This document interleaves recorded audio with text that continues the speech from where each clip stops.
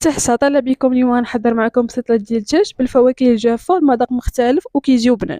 هنا في طنجره غنحتاجو تقريبا نص كيلو ديال البصله مقطعه مكعبات، نص دجاجه غنملحوها ملحه، ابزار، خرقوم، سكينجبير، شويه ديال القرفه، شويه ديال العطريه ديال الدجاج، دويمه ديال الزعفران شاره، شويه ديال الليمون الا كان عندكم، وشويه السمن، وما نساوش الزيت، ونص كاس ديال الماء. نخليو هادشي كامل يطيب على المهل حتى كتعصل البصله وكيطيب الدجاج.